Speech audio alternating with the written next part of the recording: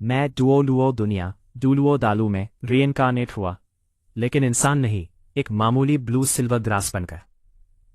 सोच रहा था कि जिंदगी शुरू होते ही गेम ओवर हो जाएगी, लेकिन तभी सिस्टम ऑन और मेरे सामने आ गए 5 हेक्सटेक बफ्स, जिनमें से मुझे सिर्फ 3 चुनने थे।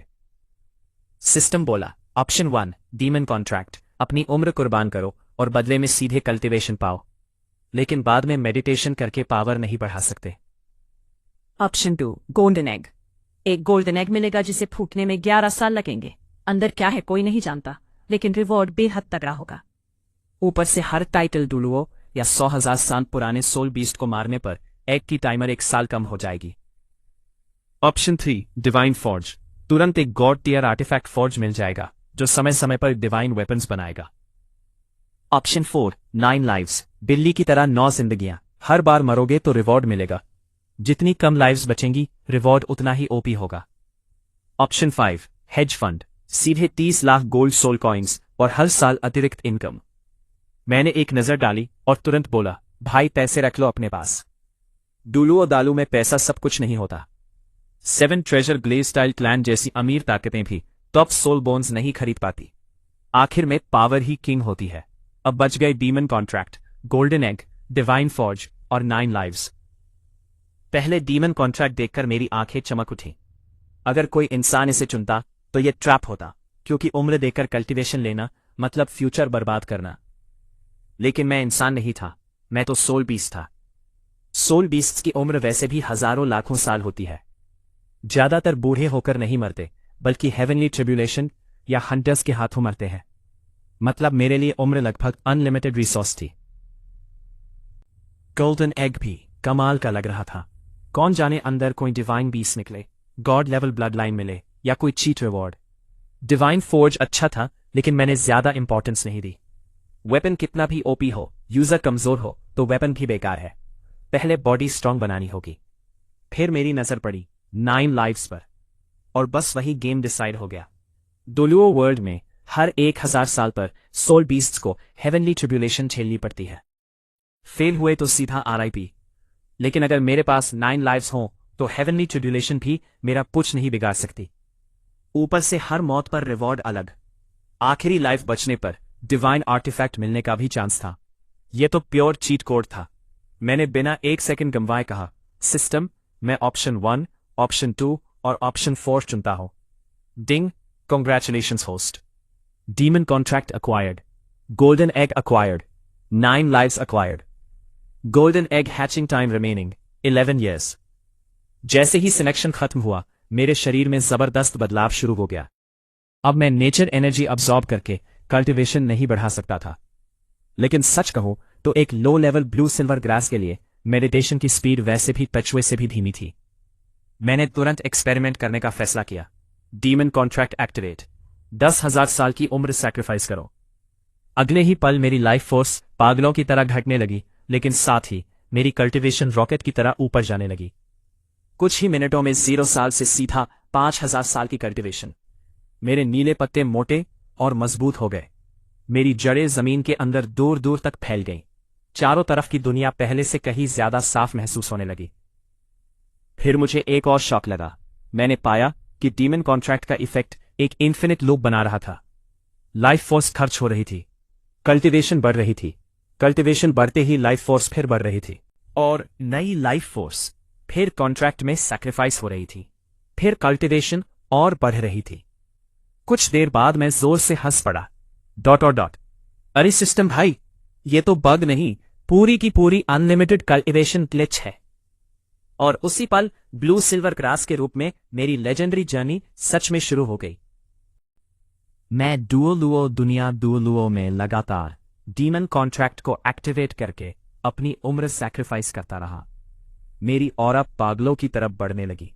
6,000 साल, 8,000 साल, 10,000 साल, 20,000 साल, मेरे शरीर से निकलती भयानक सोल पावर चारों तरफ फैल गई। आसपास की ब्लू सिल्वर ग्रास उस दबाव में झुक गई और सिर तक नहीं उठा पा रही थी। ब्लू सिल्वर ग्रास के पवित्र क्षेत्र के केंद्र में एक 80,000 साल पुराना ओल्ड ब्लू सिल्वर किंग मौजूद था। उसने इस असामान्य ऊर्जा को महसूस किया और तुरंत अपनी स्पिरिचुअल सेंस फैलाकर जांच की। जैसे ही उसने मुझे देखा, वह पूरी तरह स्तब्ध रह गया। एक साधारण ब्लू सिल्वर ग्रास का शरीर अब मोती बेलों में बदल चुका था और उसकी सतह पर सुनहरे रंग के रहस्यमय निशान उभर आए थे। उसकी आंखें अविश्वास से फैल गईं। सिर्फ आधे घंटे के अंदर मेरी कल्टीवेशन 50,000 साल पार कर गई थी। मेरी साधारण blue silver grass blood line सफलतापूर्वक विकसित होकर blue silver king blood line में बदल गई। 50,000 साल की कल्टीवेशन पार करते ही मैं पूरी तरह पौधे की अवस्था से मुक्त हो गया। मैंने सोल पावर से एक मानव रूप तैयार किया, एक सुंदर किशोर का रूप। सफेद चमकती त्वचा, बर्फीले नीले बाल, बोल्ड टॉपर चेहरा और एक रहस्यमय दिव्य आभा। ब्लू सिल्वर किंग बनने के बाद मुझे एक नई क्षमता प्राप्त हुई, कमांड ऑफ ऑल ग्रास। अब मैं दुनिया की लगभग सभी ब्लू सिल्वर ग्रास को आदेश दे सकता था। ये क्षमता केवल मुझसे अधिक शक्तिशाली ब्लू सिल्वर किंग के सामने कमजोर पड़ती थी। तभी ओल्ड ब्लू सिल्वर किंग ने स्पिरिचुअल प्रोजेक्शन बनाकर पूछा, तुम अचानक ब्लू सिल्वर किंग कैसे बन गए? यह असंभव है। उसकी आवाज कांप रही थी। एक 100 साल पुरानी साधारण ब्लू सिल्वर ग्रास सिर्फ आधे घंटे में 50,000 साल की कल्टीवेशन हासिल करके ब्लू सिल्वर किंग बन जाए। अगर ये खबर स्टारडू फॉरेस्ट में फैल गई तो पूरा जंगल हिल जाएगा। लेकिन मेरी कल्टीवेशन अभी भी रुक नहीं रही थी। मैंने उसकी बात पूरी तरह नजरअंदाज कर दी। मैं शक्ति की उस लहर में डूबा हुआ था। लाइफ फोर्स खत्म होती, कल्टीवेशन बढ़ती, फिर कल्टीवेशन बढ़ने से लाइफ फोर्स वापस आती और दोबारा सैक्रिफाइस हो जाती। ये चक्र लगातार चलता रहा। 60,000 साल, 70,000 साल, 80,000 साल। मेरे शरीर से निकलने वाली सुनहरी रोशनी और भी चमकदार हो गई। सोल पावर तूफान की तरह चारों ओर फैलने लगी। ओल्ड ब्लू सिल्वर किंग अब डर के मारे जमीन पर झुक गया। उसका शरीर कांप रहा था। जब मेरी कल्टीवेशन 90,000 साल तक पहुंची, तब मेरी ब्लड लाइन प्रेशर पूरे क्षेत्र में फैल गई। आसपास के कमजोर सोल बीस्ट्स भय से जमीन पर सिर झुकाकर लेट गए। कोई भी हिलने की हिम्मत नहीं कर पा रहा था।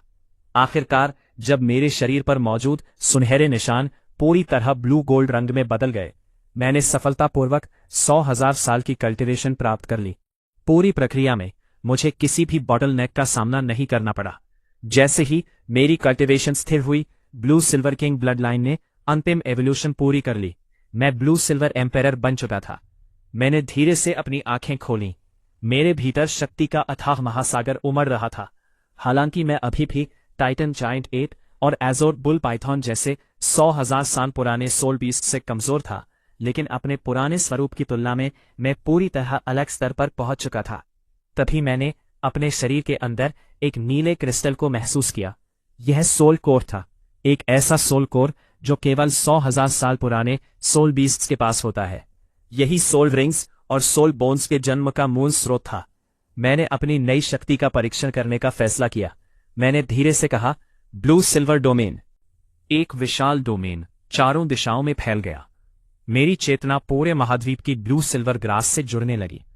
मैं उनसे संवाद कर सकता था, उन्हें आदेश दे सकता था। लेकिन कुछ अजीब था। मैं उन्हें 100% नियंत्रित नहीं कर पा रहा था। नियंत्रण केवल 99% तक ही पहुंच रहा था। मैंने भौहें सिकोड़ ली। ये क्या मामला है? मैंने नीचे पड़े ओल्ड ब्लू सिल्वर किंग की ओर देखा। मरने का नाटक बंद करो और जवाब दो। मैं ब्लू सिल्वर क्लैन का एकमात्र एम्पायर कैसे बन सकता हूं? ओल्ड ब्लू सिल्वर किंग तुरंत कांपते हुए बोला, महाराज, आपकी कल्टीवेशन को पूर्व एम्पायर के रूपांतरण से पहले वाले स्तर को पार करना होगा। साथ ही आपको 100,000 साल के सोल बीस्ट की पहली हेवनली ट्राइब्यूलेशन भी पार करनी होगी।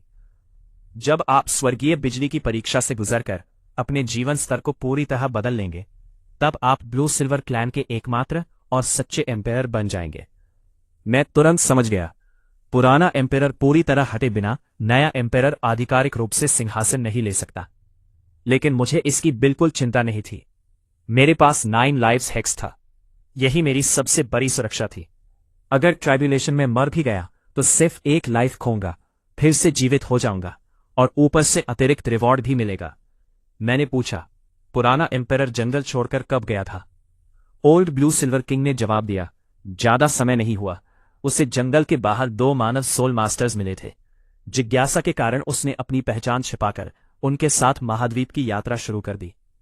ये सुनते ही मेरी आंखों में चमक आ गई। मैं तुरंत समझ गया, ये वही समय था जब आहीन की मुलाकात टैंग हाओ और टैंग शाओ से हुई थी। इस समय टैंग सैन अभी पैदा भी नहीं हुआ था और आहीन तथा टैंग हाओ के बीच अभी गहरा रिश्ता भी नहीं बना था। मैं ब्लू सिल्वर क्लैन का एम्पायर था। मैं किसी भी कीमत पर ब्लू सिल्वर एम्पायर को इंसान के प्रेम में पड़ने नहीं दे सकता था। डोलुओ दालू के इतिहास में जितने भी सोल बीस्ट्स इंसानों से प्रेम कर बैठे, उनमें से लगभग सभी का अंत बेहद दुखद हुआ। आहीन का बलिदान इसका सबसे बड़ा उदाहरण था। मैंने शांत स्वर में कहा, तुम थोड़ा दूर हट जाओ, मैं अभी हेवनली ट्रिब्यूलेशन का सामना करने वाला हूं। यह सुनकर ओल्ड ब्लू सिल्वर किंग का चेहरा पीला पड़ गया।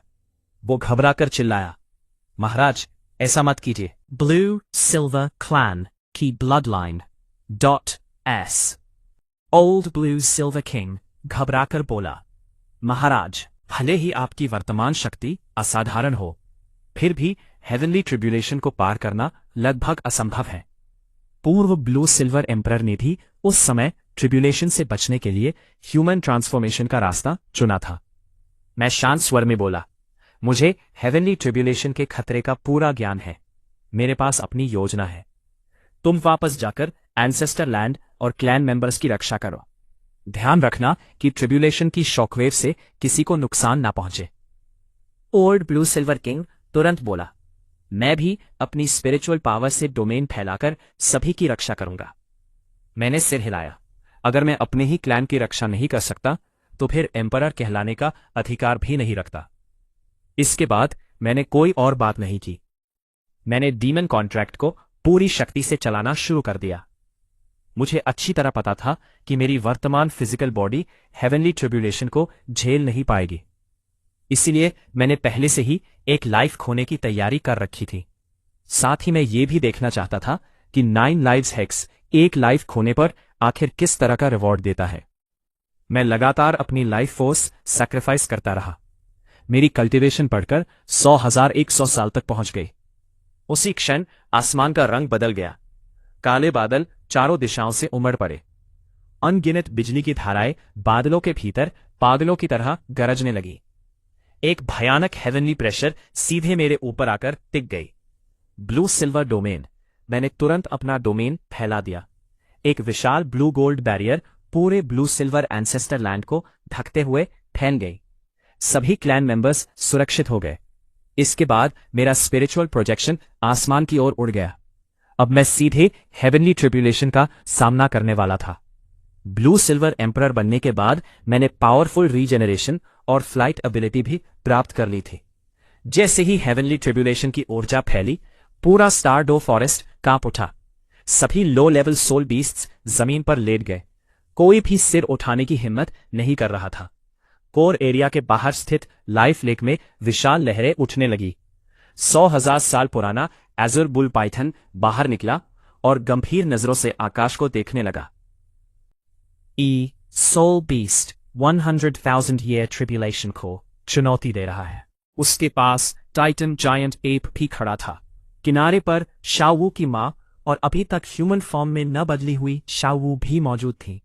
टाइटन जायंट एप बोला, मैं पास जाकर देखना चाहता हूं।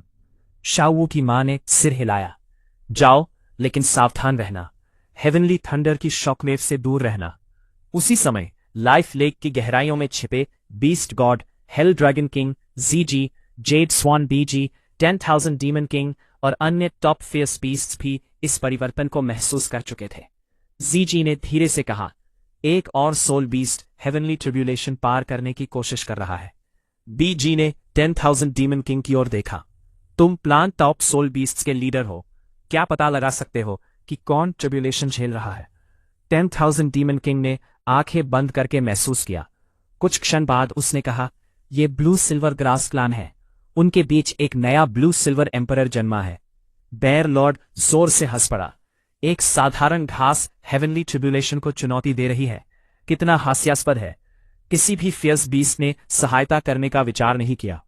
ब्लू सिल्वर क्लैन की फॉरेस्ट में ज्यादा प्रतिष्ठा नहीं थी। उनका कोर एरिया के शक्तिशाली बीस्ट से लगभग कोई संबंध नहीं था। सभी दूर बैठकर इस नए ब्लू सिल्वर एम्परर का अंत देखने लगे। आकाश में मैं हवा में खड़ा होकर बादलों को घूर रहा था। मैंने जोर से चिल्लाया, आजा, मैं भी देखता हूं कि ये तथाकथित हेवनली माइट इतनी शक्तिशाली है। मेरी चुनौती सुनते ही ट्रिब्यूलेशन पूरी तरह क्रोधित हो गई। अनगिनत बिजली एक स्थान पर इकट्ठा होने लगी। कुछ ही क्षणों में एक विशाल थंडर ड्रैगन प्रकट हुआ। उसके पंजे, सींग और शरीर पूरी तरह बिजली से बने हुए थे। विनाशकारी शक्ति से भरा हुआ वो सीधे मेरी ओर झपटा। बहुत बढ़िया। मैंने अपना हाथ उठाया। ब्लू गोल्ड एनर्जी से एक विशाल भाला प्रकट हुआ, ब्लू सिल्वर ओवरलॉर्ड स्पीयर। मैंने पूरी ताकत से थंडर ड्रैगन की ओर हमला किया। धड़ाम! भाला और थंडर ड्रैगन टकरा गए। आसमान और धरती कांप उठे।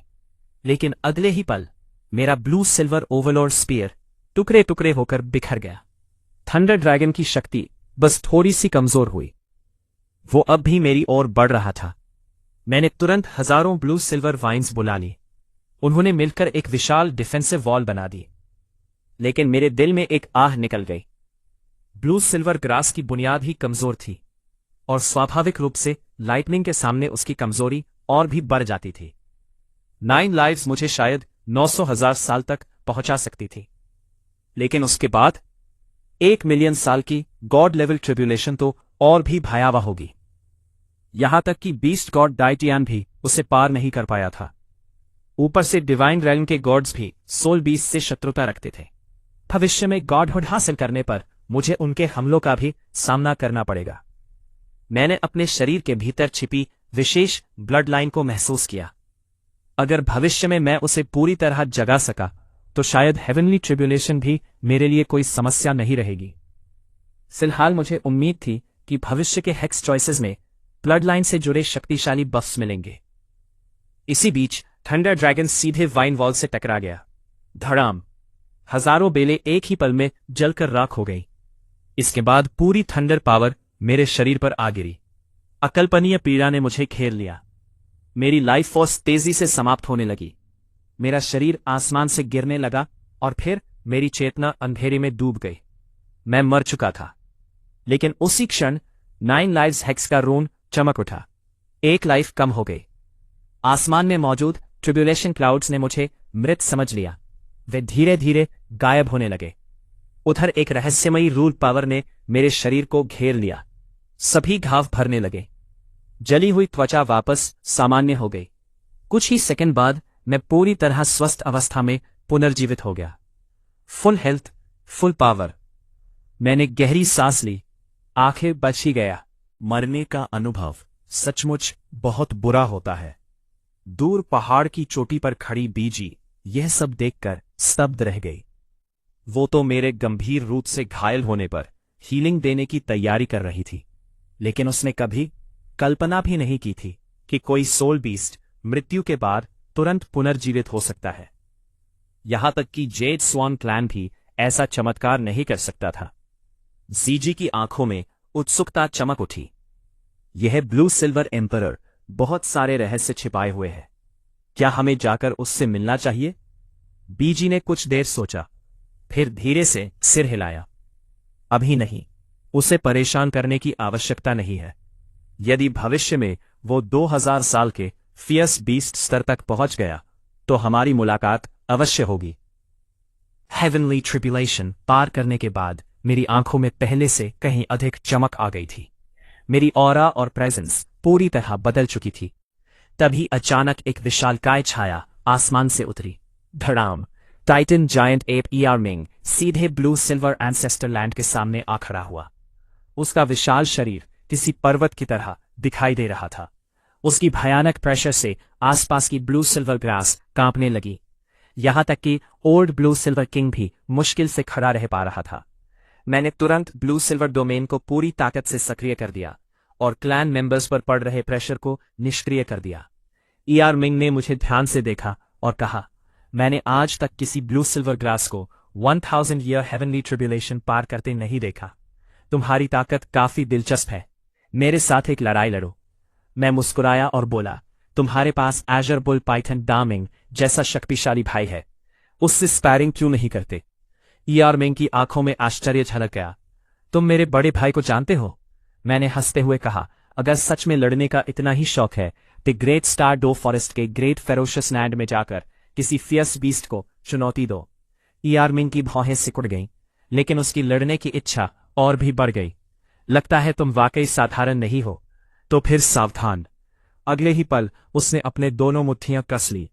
उसका विशाल शरीर बिजली की गति से मेरी ओर झपटा। एक विशाल मुट्ठी हवा को चीरती हुई मेरी ओर आई। मैंने तुरंत ब्लू सिल्वर ओवरलॉर्ड स्पीयर को प्रकट किया और सामने से हमला किया। भाला और मुट्ठी की सीधी टक्कर हुई, लेकिन प्लांट टाइप सोल बीस्ट होने के कारण मेरी शारीरिक शक्ति अर्मिंग के सामने कमजोर थी। कुछ क्षणों की टक्कर के बाद ब्लू सिल्वर ओवरलॉर्ड स्पीयर पर दरारें पड़ गईं। फिर वो टुकड़ों में बिखर गया। अर्मिंग जोर से हंसा। तुम्हारी ताकत बुरी नहीं है। मैंने बिना घबराए ब्लू सिल्वर डोमेन को सक्रिय किया। टूट चुका भाला फिर से बन गया। इस बार वो पहले से कहीं अधिक मजबूत और कठोर था। उसी समय जमीन फटने लगी। हजारों ब्लू सिल्वर वाइन्स धरती से निकलकर अर्मिंग की ओर बढ़ीं। वे सैकड़ों सांपों की तरह उसके शरीर को जकड़ने लगीं। दोनों पक्षों के बीच भयंकर युद्ध शुरू हो गया। विशाल वृक्ष गिरने लगे। सोल पावर की लहरें चारों ओर फैलने लगीं। जमीन पर गहरी दरारें बन गईं। लेकिन मैं अच्छी तरह जानता था कि यह लड़ाई मेरे लिए आसान नहीं थी। अभी अभी ट्राइब्यूलेशन पार करने के बाद मेरी शक्ति लगभग मानव 93 थर्ड रैंक टाइटल डोलुओं के बराबर थी, जबकि अर्मिंग के पास 230,000 साल की कल्टीवेशन थी। उसकी ताकत लगभग लेवल 59 या लेवल 69 टाइटल डोलुओं के बराबर थी। हमारे बीच स्पष्ट अंतर मौजूद था। कुछ देर की लड़ाई के बाद अर्मिंग हंस पड़ा। तुम सचमुच प्रभावशाली हो। इतनी देर तक मेरे साथ लड़ पाना कोई छोटी बात नहीं है। लेकिन प्लांट टाइप सोल बीस्ट्स की सबसे बड़ी कमजोरी यही है कि उनके पास इंस्टेंट किल अटैक नहीं होता। यह कहते हुए उसने जोर से जमीन पर पैर पटका। पीली ऊर्जा की एक विशाल लहर चारों ओर फैल गई। Gravity domain. अगले ही पल 10 गुना गुरुत्वाकर्षण पूरे क्षेत्र पर उतर आया। मेरी ब्लू सिल्वर वाइन्स अचानक भारी हो गई। एक एक करके वे टूटने लगीं और जमीन पर गिर गई। अर्मिंग धीरे धीरे मेरी ओर बढ़ने लगा। वो जानता था कि ब्लू सिल्वर एम्परर की रीजेनरेशन एबिलिटी बेहद शक्तिशाली है। अगर लड़ाई लंबी चली तो मैं बार बार रिकवर हो जाऊंगा। इसलिए उसने फैसला किया कि एक ही वार में मेरी जड़ शक्ति को नष्ट कर देना होगा। उसकी आंखें रक्तिम लाल हो गईं। उसके शरीर से पृथ्वी तत्व की पीली सोल पावर ज्वालामुखी की तरह फूट पड़ी। फिर उसने अपनी विशाल मुट्ठी पीछे खींची। उस मुट्ठी में इतनी शक्ति इकट्ठी हो गई कि आसपास का वातावरण तक कांपने लगा। हवा की भीषण लहरों ने जमीन से पत्थरों को उखाड़कर आसमान में उड़ा दिया। पूरे क्षेत्र में गूंजती गर्जना कानों के पर्दे हिला रही थी। ये अर्मिंग की पूरी शक्ति से किया गया हमला था। ऐसा लग रहा था मानो वो एक ही मुक्के से आसमान और धरती दोनों को चकनाचूर कर देगा। उसने क्रोधित होकर दहाड़ लगाई। मरने के लिए तैयार हो जाओ। 20 लाख साल 2000 ईयर की कल्टीवेशन पर पहुंचते ही ब्लू लिंकांग की ब्लू सिल्वर डोमेन में एक जबरदस्त एवोल्यूशन हुआ। पहले उसकी डोमेन में कई शक्तिशाली क्षमताएं थीं। Plant control, domain detection, energy isolation, physical protection, poison immunity, mental interference resistance और फॉरेस्ट लाइफ एनर्जी एब्जॉर्प्शन। वह आसपास के पौधों की जीवन शक्ति को अपने लिए उपयोग कर सकता था। प्लांट टाइप सोल बीस्ट्स पर उसकी ब्लड लाइन सप्रेशन लगभग एब्सोल्यूट थी, जबकि अन्य सोल बीस्ट्स पर इसका प्रभाव थोड़ा कम था। इसके अलावा ब्लू सिल्वर ग्रास के विशाल नेटवर्क की मदद से वह अपनी सोल पावर और लाइफ फोर्स को लगभग एंडलेस बनाए रख सकता था।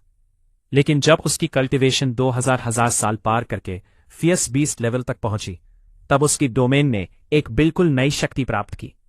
अब वह सिर्फ पौधों की लाइफ एनर्जी ही नहीं, बल्कि अपने दुश्मनों की सोल पावर और फिजिकल स्ट्रेंथ भी छीन सकता था। हालांकि वह सीधे लाइफ स्पैन नहीं छीन सकता था, क्योंकि वह क्षमता इतनी ओवरपावर्ड थी कि अभी उसके नियंत्रण से बाहर थी। लेकिन उसके ब्लू सिल्वर वाइन्स अगर किसी दुश्मन को छू लें तो वे लगातार उसकी सोल पावर और स्टैमिना पर सोखकर ब्लू लिंकांग को ट्रांसफर कर सकती थीं। इस नई शक्ति को महसूस करते हुए ब्लू लिंकांग के चेहरे पर मुस्कान फैल गई। उसने इसका नाम रखा लिविंग बीइंग डेप्रिवेशन, जीव शक्ति हरण। वह अर्मिंग को संभलने का मौका नहीं देना चाहता था। उसकी आंखें चमक उठीं। अगले ही पल उसकी 2000 ईयर ब्लू सिल्वर डोमेन अचानक सिकुड़कर पूरी तरह अर्मिंग के आसपास केंद्रित हो गई। ग्रेविटी डोमेन के दबाव में झुकी हुई ब्लू सिल्वर ग्रास अचानक फिर से जीवित हो उठी। उनकी लाइफ फोर्स 10 गुना बढ़ गई। वे भारी दबाव को चीरते हुए सीधी खड़ी हो गई।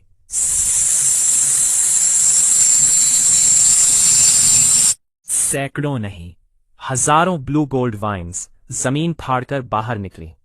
उन्होंने Titan giant app air Ming के पर्वत जैसे हाथों, पैरों और शरीर को कसकर जकड़ लिया।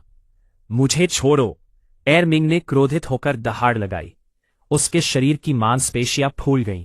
उसने पूरी ताकत से वाइन्स को तोड़ने की कोशिश की, लेकिन अगले ही पल उसकी आंखों में डर भर गया। एवोल्यूशन के बाद ब्लू सिल्वर वाइन्स की मजबूती कई गुना बढ़ चुकी थी। वह उन्हें तोड़ ही नहीं पा रहा था। वाइन्स के कांटे उसकी चमड़ी में धंस गए। उसकी सोल पावर और फिजिकल स्ट्रेंथ तेजी से बाहर निकलने लगी।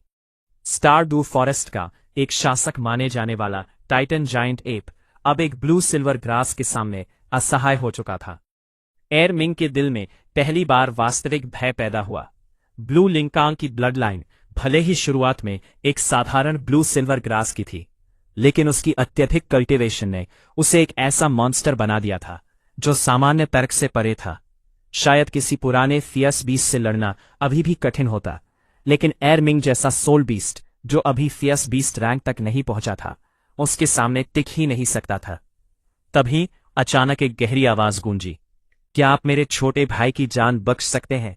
एक विशाल बैल का सिर धीरे धीरे हवा में दिखाई दिया। एजर बुल पाइथन डामिंग आखिरकार सामने आ गया।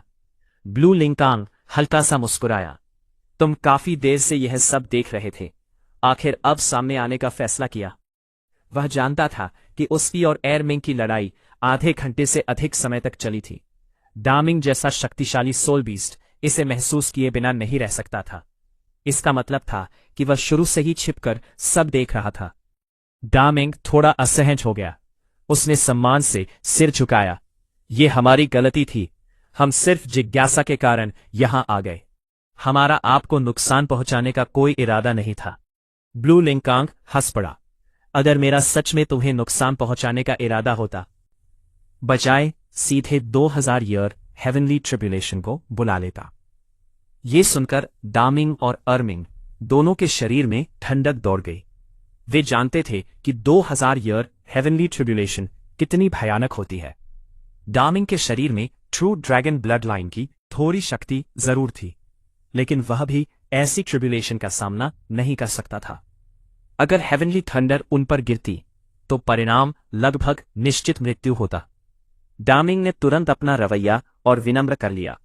ब्लू सिल्वर एम्पेरर, आपका बहुत धन्यवाद कि आपने दया दिखाई। क्या हम आपका नाम जान सकते हैं? ब्लू लिंकांग ने शांत स्वर में उत्तर दिया, मेरा नाम ब्लू लिंकांग है। इसके बाद उसकी आवाज में सम्राट जैसी कठोरता आ गई। आज से इस क्षेत्र में मेरे नियम चलेंगे। डामिंग और अर्मिंग ने तुरंत सिर झुका दिया। उनमें विरोध करने की हिम्मत नहीं थी। जैसी आपकी आज्ञा। दोनों सोल बीस्ट ओवरलॉर्ड्स को पूरी तरह झुकते देखकर ब्लू लिंकांग ने संतोष से सिर हिलाया। अब जा सकते हो। दोनों तुरंत मुड़े और वहां से चले गए। उनके दिलों में ब्लू लिंकांग के लिए गहरी आशंका और भय था। वे जानते थे कि अगर दोनों मिलकर पूरी ताकत से लड़ते तो शायद वे 2000 ईयर ब्लू लिंकांग का मुकाबला कर सकते थे, लेकिन वे यह जोखिम नहीं लेना चाहते थे, क्योंकि किसी ने कभी ऐसा सोल बीस्ट नहीं देखा था जो बिना किसी चेतावनी के लाखों साल की कल्टीवेशन पार कर ले। कौन जानता था कि लड़ाई के दौरान वह और भी शक्तिशाली ना हो जाए। सबसे बड़ा खतरा उसकी आने वाली 2000 ईयर हेवनली ट्रिब्यूलेशन थी। अगर युद्ध के बीच ट्रिब्यूलेशन शुरू हो जाती तो वे भी हेवनली थंडर की चपेट में आ जाते और तब उनका अंत निश्चित था। लाइफ लेक लौटने के बाद ही दोनों ने राहत की सांस ली। डामिंग ने गुस्से से अर्मिंग की ओर देखा। तुम बहुत जल्दबाज हो। कभी भी किसी प्रतिद्वंद्वी को उसकी ब्लड लाइन देखकर कमजोर मत समझो, चाहे वह ब्लू सिल्वर ग्रास ही क्यों ना हो। अगर वह सही स्तर तक पहुंच जाए तो उसकी शक्ति आसमान छू सकती है। इस बार तुम सच मूछ लोहे की दीवार से टकरा गए थे। अगर मैं समय पर नहीं आता तो आज तुम्हारी हालत बहुत बुरी होती। एयर मिंग ने सिर झुका लिया। उसके चेहरे पर शर्म और डर दोनों थे। मैंने कभी नहीं सोचा था कि एक ब्लू सिल्वर ग्रास इतनी भयानक और अजीब शक्ति रख सकती है। उसकी सोल पावर अब्जॉर्प्शन एबिलिटी तो समझ से परे है। डा मिंग का चेहरा गंभीर हो गया। उसे महसूस हो रहा था कि स्टार डाउ फॉरेस्ट में अब एक ऐसा अस्तित्व जन्म ले चुका है जो भविष्य में पूरे सोल बीस्ट वर्ल्ड का संतुलन बदल सकता है। स्टार डाउ फॉरेस्ट में जन्मे इस रहस्यमयी और बेहद शक्तिशाली प्लांट टाइप सोल बीस्ट की सच्चाई पर किसी को यकीन नहीं हो रहा था। ब्लू सिल्वर एंसेस्टर लैंड के भीतर ओल्ड ब्लू सिल्वर किंग पूरी तरह स्तब्ध खड़ा था। उसके मन में ऐसा तूफान चल रहा था जिसे शब्दों में बयान करना मुश्किल था। उसने अपनी आंखों से देखा था कि कैसे ब्लू लिंकांग ने अकेले दम पर स्टार डाउ फॉरेस्ट के दो महान शासकों डा मिंग और मिंग को पीछे हटने पर मजबूर कर दिया। उसे विश्वास ही नहीं हो रहा था कि ब्लू सिल्वर ग्रास क्लैन जैसी साधारण समझी जाने वाली जाति से इतना भयावह और अद्वितीय सम्राट जन्म ले सकता है। जब ओल्ड ब्लू सिल्वर किंग अभी भी अपने विचारों में डूबा हुआ था, तब ब्लू लिंकांग ने अपनी ऑरा समेट ली और धीरे धीरे उसके सामने उतर आया। मैं कुछ समय के लिए एंसेस्टर लैंड छोड़कर बाहर जा रहा हूं, ब्लू लिंकांग ने शांत स्वर में कहा। जाने से पहले मैं यहां पर्याप्त सुरक्षा ऊर्जा छोड़ जाऊंगा और एक शक्तिशाली बैरियर भी स्थापित करूंगा। चाहे कोई 100,000 ईयर सोल बीस्ट भी हमला करे, वह आसानी से इस स्थान को नहीं तोड़ पाएगा। सुरक्षा संबंधी सभी निर्देश देने के बाद ब्लू लिंकांग ने ओल्ड ब्लू सिल्वर किंग की ओर देखा और पूछा, तुम हजारों वर्षों से जीवित हो, क्या तुम्हारा कोई नाम है? ओल्ड ब्लू सिल्वर किंग ने तुरंत सिर झुका दिया। महाराज, मैंने अपना अधिकांश जीवन अज्ञान और साधना में बिताया है। मेरा कभी कोई नाम नहीं रहा। ब्लू लिंकांग कुछ क्षण सोचता रहा, फिर उसने कहा, बिना नाम के बहुत असुविधा होती है। आज से मैं तुम्हें एक नाम देता हूं। उसकी नजर उस बूढ़ी ब्लू सिल्वर ग्रास पर पड़ी जिसने अनगिनत वर्षों का समय देखा था। आज से तुम्हारा नाम ब्लू सेन होगा। सोल बीस्ट वर्ल्ड में किसी एम्परर द्वारा नाम दिया जाना सर्वोच्च सम्मान माना जाता है। ब्लू सेन की पूरी देह खुशी से कांप उठी। उसने तुरंत सिर झुकाकर धन्यवाद दिया। कुछ देर बाद उसने हिम्मत जुटाकर पूछा, महाराज, आप कब लौटेंगे? एंसेस्टर लैंड को आपकी आवश्यकता है। ब्लू लिंकांग ने दूर क्षितिज की ओर देखा। उसकी आंखों में गहराई थी। मुझे नहीं पता, शायद कुछ महीनों में लौटूं, शायद 1 या 2 साल लग जाए। मैं अपनी शक्ति बढ़ाने का अवसर खोजने जा रहा हूं। मेरी वर्तमान ताकत आने वाली 200,000 ईयर हेवनली ट्रिब्यूलेशन का सामना करने के लिए पर्याप्त नहीं है। फिर उसकी आवाज और गंभीर हो गई। इसके अलावा मुझे पिछले ब्लू सिल्वर एम्परर आह्येन को भी ढूंढना है। वो अभी दुनिया के बारे में बहुत कम जानती है। अगर वो अकेले बाहर घूमती रही तो कभी भी खतरे में पड़ सकती है। ब्लू सेन ने लंबी सांस ली। अगर ब्लड लाइन की सीमा और हेवनली ट्रिब्यूलेशन का भय न होता तो कोई भी अपनी वर्षों की कल्टिवेशन छोड़कर ह्यूमन ट्रांसफॉर्मेशन जैसा खतरनाक रास्ता नहीं चुनता। ब्लू लिंकांग ने सिर्फ सिर हिलाया। फिर वो और कुछ बोले बिना ब्लू गोल्ड लाइट में बदल गया और स्टार डाउ फॉरेस्ट से बाहर निकल गया। पूरे महाद्वीप में फैली ब्लू सिल्वर ग्रास के नेटवर्क की सहायता से उसने अपनी अगली मंजिल का स्थान निर्धारित कर लिया था। सनसेट फॉरेस्ट का रहस्यमयी ice and fire yin yang well. उसका पहला लक्ष्य आह्येन नहीं थी। ब्लू सिल्वर डोमेन के माध्यम से वो पहले ही जान चुका था कि आह्येन फिलहाल टैंग हाओ और टैंग शाओ के साथ सुरक्षित यात्रा कर रही है, इसलिए उसे तत्काल कोई खतरा नहीं था। ब्लू लिंकांग के मन में इस समय केवल एक चिंता थी, आने वाली 200,000 ईयर हेवनली ट्रिब्यूलेशन। सामान्य 100,000 ईयर ट्रिब्यूलेशन के बाद लगभग 1,000 साल का बफर पीरियड मिलता था, लेकिन 200,000 ईयर ट्रिब्यूलेशन अलग थी। वो कुछ ही महीनों में आ सकती थी और अधिकतम 1 साल के भीतर निश्चित रूप से उतरने वाली थी। उसके पास अभी भी 8 लाइव्स बची थी, लेकिन वो जानता था कि केवल पुनर्जीवन के भरोसे भविष्य की ट्रिब्यूलेशंस को पार नहीं किया जा सकता। जैसे जैसे कल्टिवेशन बढ़ेगी, हेवनली ट्रिब्यूलेशंस और भी भयावह होती जाएंगी। इसलिए उसे अपनी ब्लड लाइन को मूल स्तर पर मजबूत करना था। उसने अपने लिए 2 संभावित रास्ते तय किए। पहला, महाद्वीप की सबसे दुर्लभ इमॉर्टल हर्ब्स और हेवनली ट्रेजर्स को खोजकर अपनी ब्लड लाइन और ओरिजिन पावर को मजबूत करना।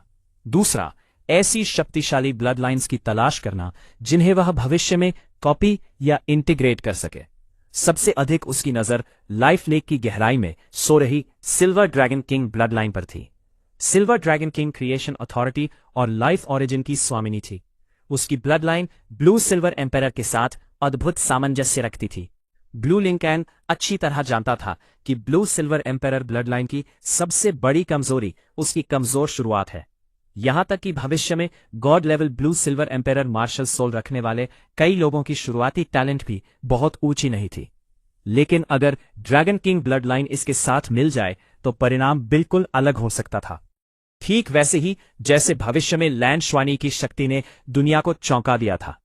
अगर वह सीधे ब्लड लाइन कॉपी एबिलिटी हासिल नहीं भी कर पाया तो उसकी डिवोरिंग टैलेंट एवोल्यूशन के साथ शायद स्वयं ऐसी क्षमता विकसित कर सकती थी। रात धीरे धीरे गहराने लगी। खुले मैदान में कैंप फायर जल रही थी। उसकी गर्म रोशनी अंधेरे और ठंड को दूर कर रही थी। कैंप फायर के पास आहियन, टैंग हाओ और टैंग शाओ बैठे बातचीत कर रहे थे। उनके दोनों ओर 2 टेंट लगे हुए थे। पिछले 5 वर्षों से वे साथ मिलकर महाद्वीप की यात्रा कर रहे थे। 35 वर्षीय टैंग हाओ अब एक शक्तिशाली सोल डुलुओ बन चुका था, जबकि टैंग शाओ भी एक अनुभवी हाई लेवल सोल डुलुओ था। कई वर्ष पहले स्टार डू फॉरेस्ट में टैंग हाओ के लिए 8वां सोल रिंग प्राप्त करने के दौरान उनकी मुलाकात आहियन से हुई थी। उसकी सरलता और पवित्रता ने दोनों भाइयों को प्रभावित किया था और उन्होंने उसे साथ यात्रा करने का निमंत्रण दिया था। तभी अचानक आहियन के चेहरे का रंग बदल गया। उसके दिल में एक अजीब झटका लगा। उसे महसूस हुआ कि ब्लू सिल्वर क्लैन पर उसका जन्मजात एब्सोल्यूट कंट्रोल किसी अज्ञात और अत्यंत शक्तिशाली अस्तित्व द्वारा जबरदस्ती छीन लिया गया है। And pea blue silver clan में केवल आयिन और ब्लू सेन की कल्टीवेशन सबसे ऊंची थी। ब्लू सेन ने अभी तक 100,000 ईयर हेवनली ट्रिब्यूलेशन भी पार नहीं की थी, इसलिए उसके लिए आयिन की एम्परर अथॉरिटी को छीनना असंभव था। इसका केवल एक ही अर्थ था, क्लैन में कोई ऐसा अस्तित्व प्रकट हो चुका था जिसकी शक्ति आयिन से भी कहीं अधिक थी। ये सोचते ही आयिन का मन बेचैन हो उठा। उसने मन ही मन निश्चय किया कि मौका मिलते ही वह एंसेस्टर्स लैंड वापस जाएगी और इस रहस्य का पता लगाएगी। टैंग हाओ और टैंग शाओ ने उसके चेहरे का बदला हुआ भाव तुरंत नोटिस कर लिया। दोनों ने चिंता से पूछा, आयिन क्या हुआ? आयिन ने अपने मन की घबराहट दबा ली और मुस्कुराकर कहा, कुछ नहीं, बस लगातार यात्रा की वजह से थोड़ा थक गई हो। उसने एंसेस्टर लैंड की बात किसी को नहीं बताई। कई दिनों की यात्रा के बाद ब्लू लिंकैंग आखिरकार सनसेट फॉरेस्ट के ऊपर पहुंच गया। पूरा जंगल घने पौधों और अनगिनत ब्लू सिल्वर ग्रास से भरा हुआ था। जैसे ही वो जमीन पर उतरा, उसने अपना ब्लू सिल्वर डोमेन फैला दिया। पूरे जंगल की ब्लू सिल्वर ग्रास एक साथ झूमने लगी। प्लांट्स रेजोनेंस की सहायता से उसने ice and fire yin yang well का सटीक स्थान खोज लिया। अगले ही क्षण उसका शरीर नीली रोशनी में बदल गया और वह सीधे उस छिपी हुई घाटी में पहुंच गया। घाटी के ऊपर मंडराते हुए उसने आसपास का निरीक्षण किया। हवा शुद्ध थी और कहीं भी जहरीली गैसों का नामो निशान नहीं था। ब्लू लिंकैंग तुरंत समझ गया कि इस समय डुगुबो ने अभी तक इस गुप्त स्थान की खोज नहीं की थी।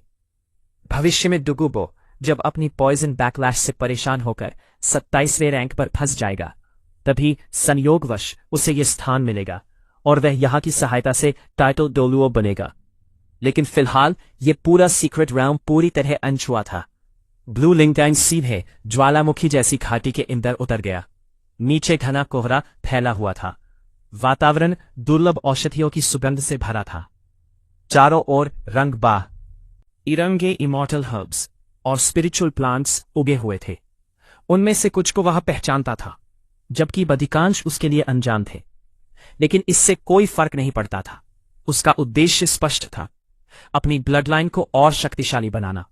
वह धीरे धीरे आइस एंड फायर स्प्रिंग्स के पास पहुंचा और उसकी नजर 2 सबसे प्रसिद्ध इमॉर्टल हर्ब्स पर टिक गई, फायरी एप्रिकॉट डेलिकेट हर्ब और ऑक्टैगनल मिस्टीरियस आइस ग्रास।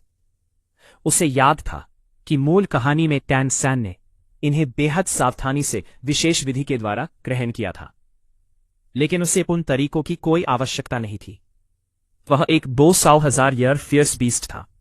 उसे न किसी मानव उपकरण की जरूरत थी और न ही आइस तथा फायर एनर्जी को बैलेंस करने की। उसके मन में विचार आया और तुरंत 2 ब्लू सिल्वर वाइन्स बाहर निकल आईं। उन्होंने दोनों इमॉर्टल हर्ब्स को कसकर जकड़ लिया। अगले ही पल अत्यधिक गर्मी और अत्यधिक ठंड की शक्तियां एक साथ विस्फोटित हो उठी। वे उसकी देह को नष्ट करने की कोशिश करने लगी।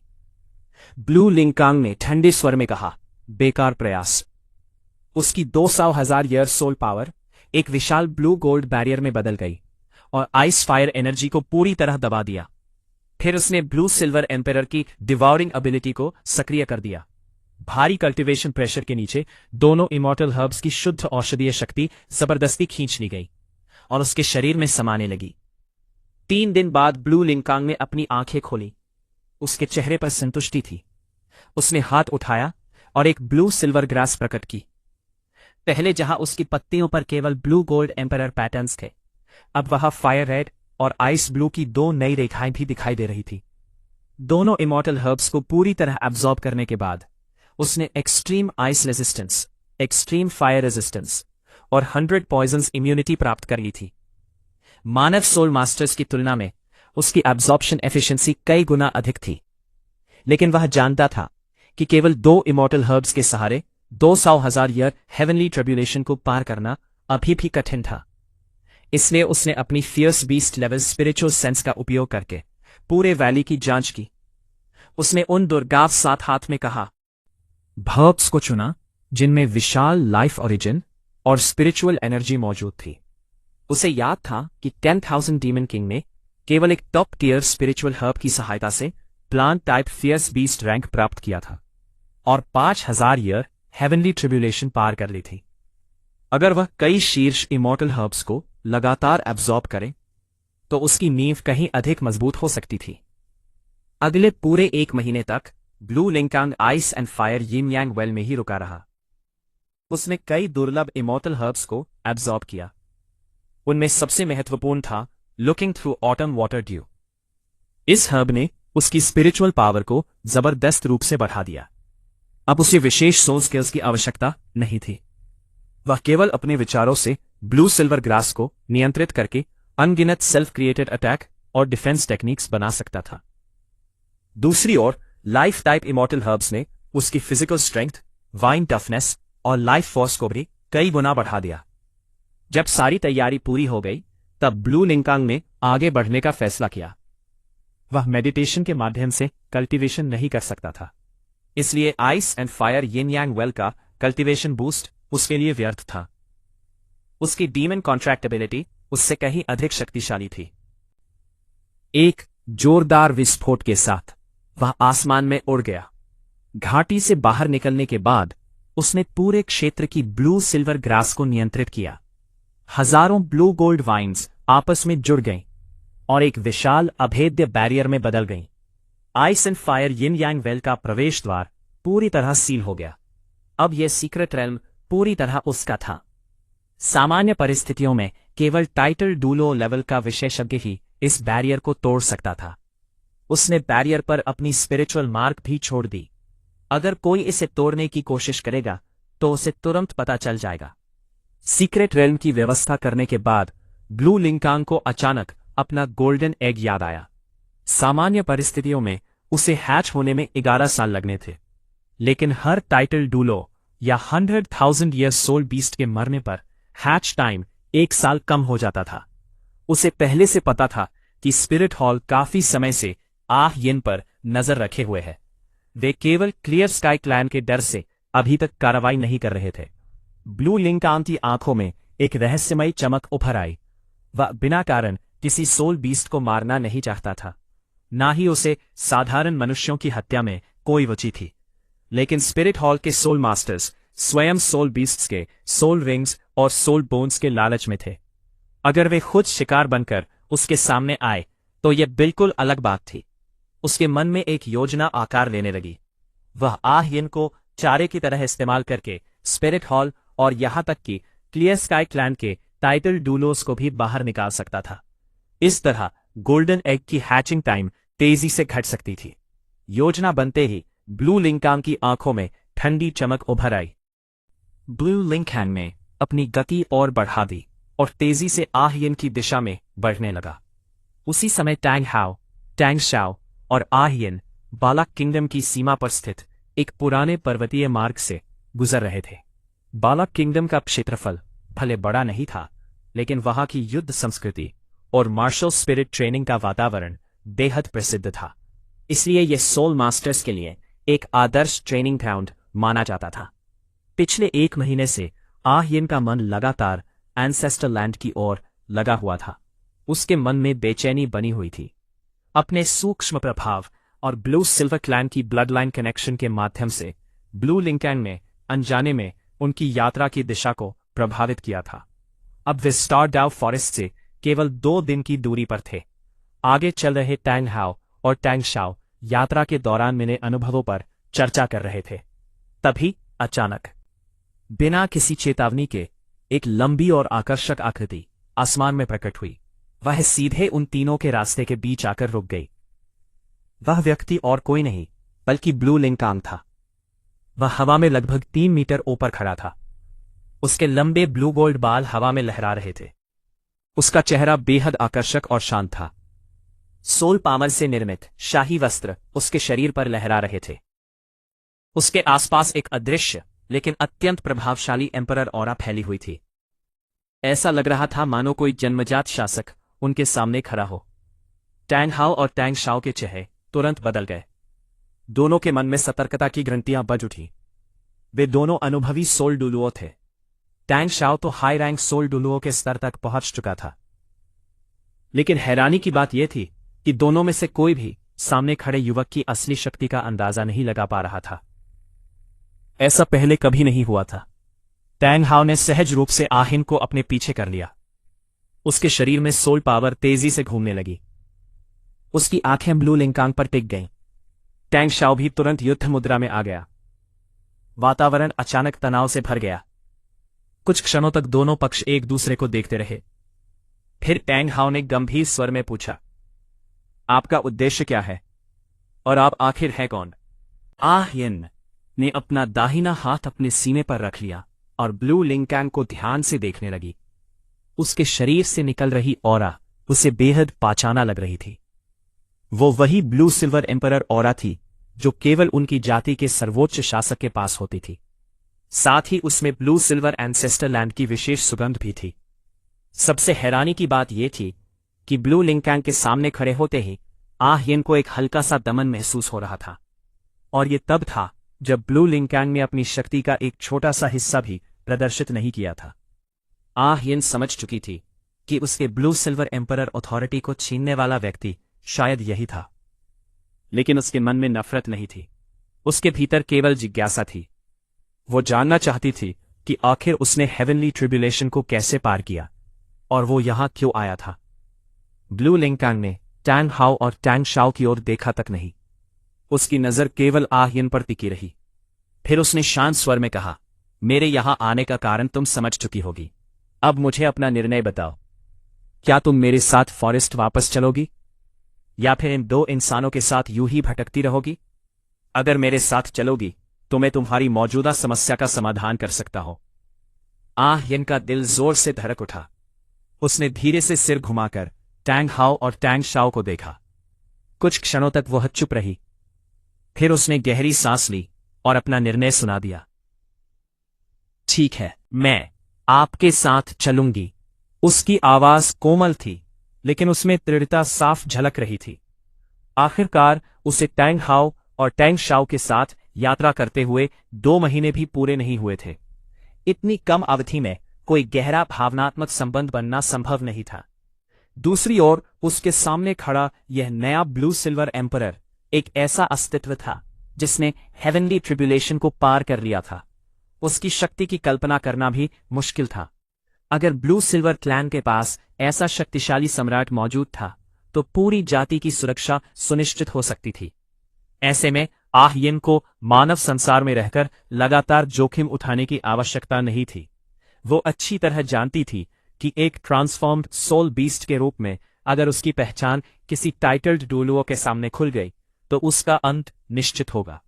भले ही उसके पास ब्लू सिल्वर डोमेन की सर्वोच्च क्षमता, जंगल की आग सब कुछ जला सकती है, लेकिन वसंत की हवा जीवन को फिर लौटा देती है, मौजूद थी, जिससे वो मृत्यु के किनारे से लौट सकती थी। लेकिन उसकी कीमत भी बहुत बड़ी थी। उसे फिर से एक साधारण ब्लू सिल्वर ग्रास सीड बनकर हजारों वर्षों की साधना दोबारा शुरू करनी पड़ती। वो जीवित तो रहती, लेकिन उसकी सारी कल्टीवेशन शून्य हो जाती। टैंग हाउ यह सब सुनकर तुरंत सतर्क हो गया। उसकी नजरें ब्लू लिंकैंग पर जम गईं। उसके मन में एक बात बार बार गूंज रही थी, दो इंसान। ब्लू लिंकैंग ने बार बार उसे और टैंग शाओ को इंसान कहकर संबोधित किया था। यह सामान्य बात नहीं थी। टैंग हाओ के मन में एक अविश्वसनीय अनुमान उभरने लगा। बाहर से वो भले ही एक विशालकाय और सीधा साधा योद्धा दिखाई देता था, लेकिन उसकी समझ और निरीक्षण शक्ति बेहद तेज थी। दूसरी ओर टैंग शाओ अभी भी आह्यन के निर्णय पर अटका हुआ था। उसने अविश्वास से उसकी ओर देखा। तुम उसके साथ कैसे जा सकती हो? लेकिन वह अपनी बात पूरी भी नहीं कर पाया था कि अचानक एक चौंकाने वाली घटना घट गई। जमीन के भीतर से अचानक एक चमकदार ब्लू गोल्ड वाइन बाहर निकली। वह बिजली की गति से आह्यन की कमर के चारों ओर लिपट गई, फिर अत्यंत कोमलता से उसे ऊपर उठा लिया। अगले ही पल आह्यन हवा में पहुंच चुकी थी और ब्लू लिंकांग के बगल में खड़ी थी। सब कुछ इतनी तेजी से हुआ कि टैंग हाओ और टैंग शाओ प्रतिक्रिया भी नहीं दे सके। आह्यन ने अपनी कमर पर लिपटी ब्लू सिल्वर एम्परर एनर्जी को महसूस किया। फिर उसने आश्चर्य से ब्लू लिंकांग की ओर देखा। ब्लू लिंकांग हल्का सा मुस्कुराया। तुम मुझे ब्लू लिंकांग कह सकती हो। तुम्हारी प्रतिक्रिया देखकर लगता है कि तुम मेरी पहचान समझ चुकी हो। हां, मैंने तुम्हारी जगह लेकर ब्लू सिल्वर क्लैन का नया एम्परर बनने का अधिकार प्राप्त किया है। आह्यन ने अपने होठ खोले जैसे कुछ पूछना चाहती हो, लेकिन उससे पहले नीचे खड़े टैंग हाओ ने गहरी सांस ली और अंततः वह सवाल पूछ दिया जो उसके मन में लंबे समय से घूम रहा था। तुम दोनों इंसान नहीं हो। तुम दोनों हजार हजार ईयर ट्रांसफॉर्म सोल बीस्ट्स हो। ये सुनते ही आह्यन का चेहरा एकदम सफेद पड़ गया। उसका शरीर हल्का सा कांप उठा। सबसे बड़ा रहस्य आखिरकार उजागर हो चुका था। लेकिन अगले ही क्षण उसे समझ आ गया कि टैंग हाओ ने यह अनुमान खुद नहीं लगाया था। असली कारण ब्लू लिंकांग था। वह लगातार दो इंसान जैसे शब्दों का इस्तेमाल कर रहा था। कोई भी समझदार व्यक्ति इतनी बातों को जोड़कर सच्चाई तक पहुंच सकता था। आह्यन ने हल्की नाराजगी से ब्लू लिंकांग की ओर देखा, लेकिन उसके चेहरे पर अब भी वही शांत और निश्चिंत मुस्कान थी। आह्यन ने अविश्वास से पूछा, आपने जानबूझकर ऐसा किया? ब्लू लिंकांग ने अपने दोनों हाथ सीने पर बांध लिए और नीचे खड़े टैंग ब्रदर्स को देखा। फिर शांत स्वर में बोला, और नहीं भी, मैं जन्म से एक सोल बीस्ट हूं, लेकिन आह्यन अलग है। उसने अपनी 100,000 ईयर कल्टीवेशन त्याग कर ह्यूमन फॉर्म में पुनर्जन्म लिया है। वह कुछ क्षण रुका। उसकी आंखों में हल्की शरारती चमक दिखाई दी। खैर, तुम दोनों ने पिछले 2 महीनों में आह्यन की अच्छी तरह देखभाल की है। आज मेरा मूड अच्छा है, इसलिए मैं तुम्हें नहीं मारूंगा। अब यहां से चले जाओ।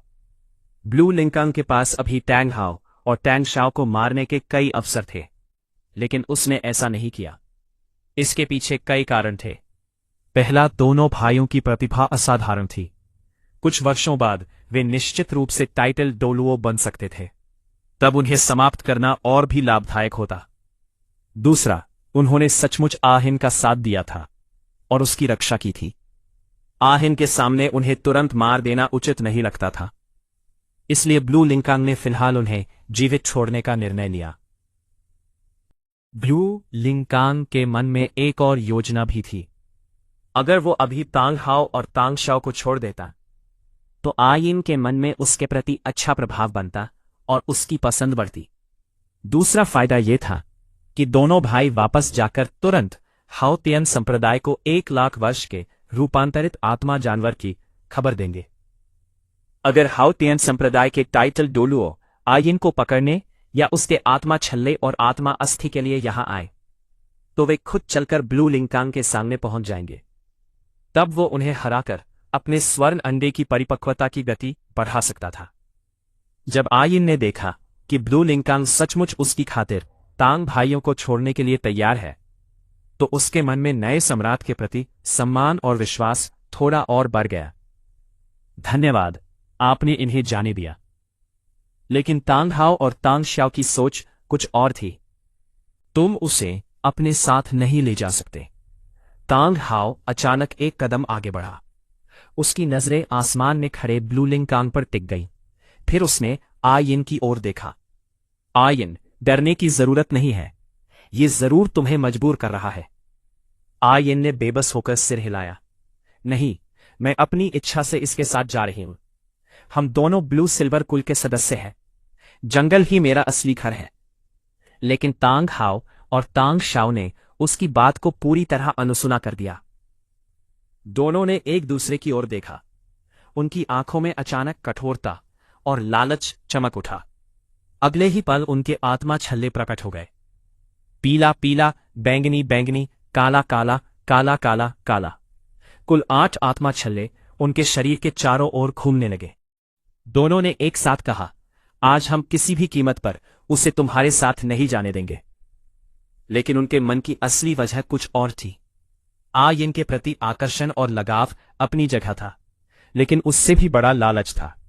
एक जीवित 1 लाख वर्ष का आत्मा जानवर, 1 लाख वर्ष का आत्मा छल्ला, 1 लाख वर्ष की आत्मा अस्थि, और वह भी 2-2। अगर आयिन और ब्लू लिंकांग दोनों को मार दिया जाए तो शायद दोनों भाइयों को 1-1 लाख वर्ष का आत्मा छल्ला और आत्मा अस्थि मिल सकती थी। ऐसा अवसर जीवन में शायद ही कभी मिलता।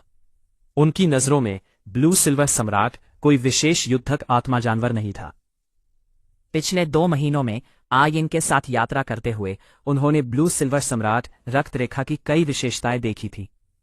अत्यंत शक्तिशाली जीवन शक्ति, तेज पुनर्जीवन क्षमता, उत्कृष्ट सहायक शक्तियां, लेकिन आक्रमण क्षमता बहुत अधिक नहीं।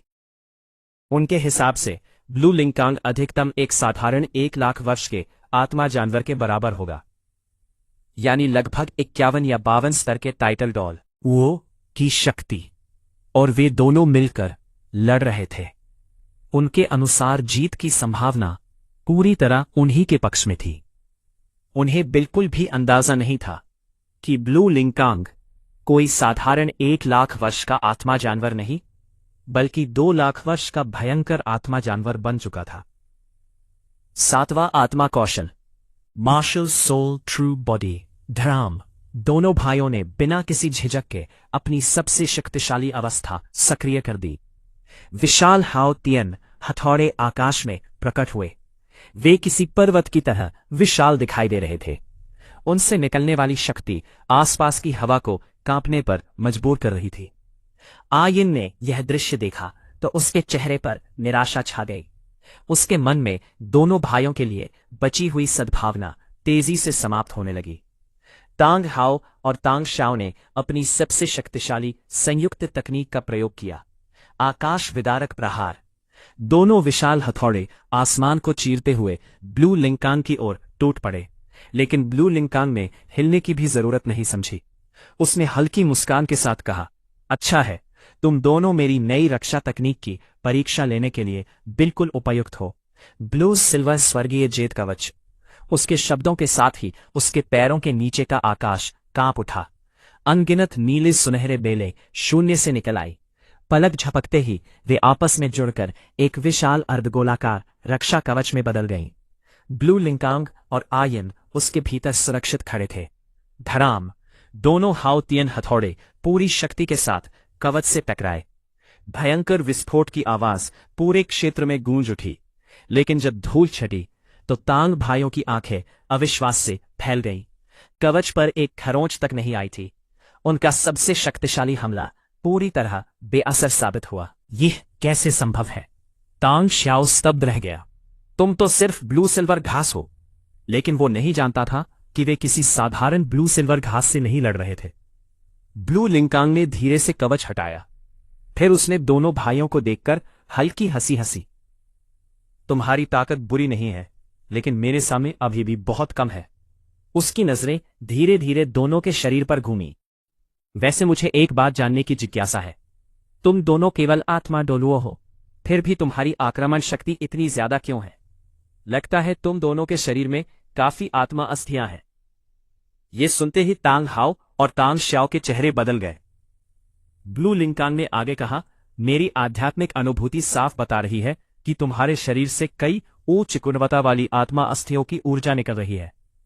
कम से कम 3 या उससे अधिक, और वे सभी 10,000 वर्ष या उससे अधिक गुणवत्ता की है।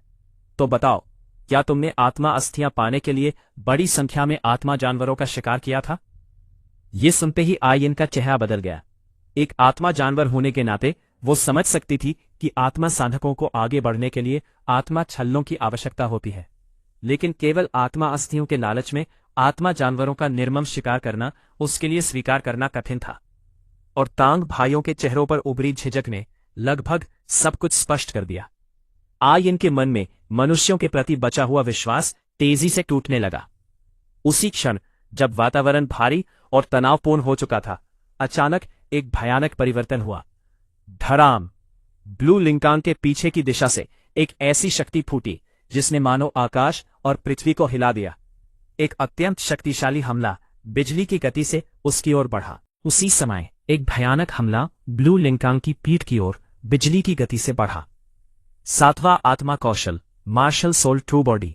9वां आत्मा कौशल, क्लाउड पियर्सिंग डिस्ट्रक्शन स्ट्राइक। एक बूढ़ी लेकिन क्रूर आवाज गूंजी। उसके साथ ही चांदी जैसी चमक बिखेरती एक विशाल शंकु आकार की ऊर्जा किरण अंतरिक्ष को चीरती हुई सीधे ब्लू लिंकांग की पीठ पर जा गिरी। सावधान! आयन घबराकर चिल्लाई। तुम दोनों लड़कों, अभी तक क्या देख रहे हो? यह 1,00,000 वर्ष का रूपांतरित आत्मा जानवर है। इसे किसी भी हालत में भागने मत दो। छिपा हुआ टाइटल डोलुओ गर्जा। जल्दी मेरे साथ मिलकर हमला करो। तांग हाओ और तांग श्याओ की आंखों में फिर से हत्या की चमक उभर आई। Killing god domain, soul bone skill, Lieyang hammer. Tang Hao ने अपने सबसे कीमती 70,000 वर्ष पुराने आत्मा अस्थि कौशल को सक्रिय कर दिया। विशाल हाउतियन हथौड़ा कई गुना शक्तिशाली होकर पर्वत की तरह ब्लू लिंकांग के सिर पर टूट पड़ा। Soul bone skill, hammer storm. Tang Xiao ने भी अपनी विरासत आत्मा अस्थि शक्ति का प्रयोग किया। विशाल घूमते हुए हथौड़ों की वर्षा चारों दिशाओं से आ गिरी। एक पल में ब्लू लिंकांग के सभी बचने के रास्ते बंद हो गए। तीनों दिशाओं से हुए इस घातक संयुक्त हमले को देखकर भी ब्लू लिंकांग बिल्कुल नहीं घबराया। उसे पहले से ही पता था कि अंधेरे में एक टाइटल डोलुओ छिपा हुआ है। संभवतः वह स्पिरिट हॉल द्वारा तांग भाइयों पर नजर रखने के लिए भेजा गया व्यक्ति था। ब्लू लिंकांग ने आयन को अपनी ओर खींच लिया। डरो मत, मेरी बाहों में रहो और बिल्कुल मत हिलना। उसने आयन की पतली कमर को पकड़ लिया। ब्लू लिंकांग की गर्माहट महसूस करते ही आयन का तेजी से धड़कता दिल धीरे धीरे शांत हो गया। ब्लू सिल्वर डोमेन, पूर्ण सक्रिय। Would origin, element control. अगले ही क्षण उसकी कमर के चारों ओर लिपटी नीली सुनहरी बेलें फट पड़ी। वे हवा में तेजी से बदलने लगी। कुछ ही पलों में वे एक लाल नीली विशाल भाले का रूप ले चुकी थी। उस भाले से अग्नि और बर्फ दोनों की शक्तियां निकल रही थीं। बस सीधे पीछे से आ रही चांदी की ऊर्जा किरण से टकर आ गया। दूसरी ओर अनगिनत ब्लू सिल्वर बेलें जमीन से निकालकर आपस में जुड़ने लगी। कुछ ही क्षणों में एक विशाल नीला सुनहरा गोलाकार किला बन गया। उसने बाहर से आने वाले सभी हमलों को पूरी तरह रोक दिया। उसी समय ब्लू लिंकांग ने अपने भीतर दबाकर रखी हुई सारी शक्ति मुक्त कर दी। धड़ाम! एक विशाल नीला सुनहरा प्रकाश स्तंभ आकाश को चीरता हुआ ऊपर उठ गया। उसकी आभा सामान्य 1,00,000 वर्ष के आत्मा जानवरों से कहीं अधिक भयानक थी। लाल नीले भाले ने टाइटल डोलुओ के 9वें आत्मा कौशल को रोक दिया। विशाल ब्लू सिल्वर किले ने भी तांग हाओ और तांग श्याओ के आत्मा अस्थि कौशलों को आसानी से निष्क्रिय कर दिया। लेकिन यह संतुलन ज्यादा देर नहीं टिक पाया। अचानक 9 आसमानों में भयंकर गर्जना गूंजी। धड़ाम! साफ रात का आकाश पल भर में काले बादलों से ढक गया। बादलों के भीतर रक्तिम बिजली चमकने लगी। एक ऐसी दैवी शक्ति प्रकट हुई जिसने हर किसी की आत्मा तक को कांपने पर मजबूर कर दिया। वह शक्ति सीधे इस पूरे क्षेत्र पर केंद्रित थी। आयन ने कांपते हुए ऊपर देखा। ये क्या है? ब्लू लिंकांग ने शांत स्वर में उत्तर दिया।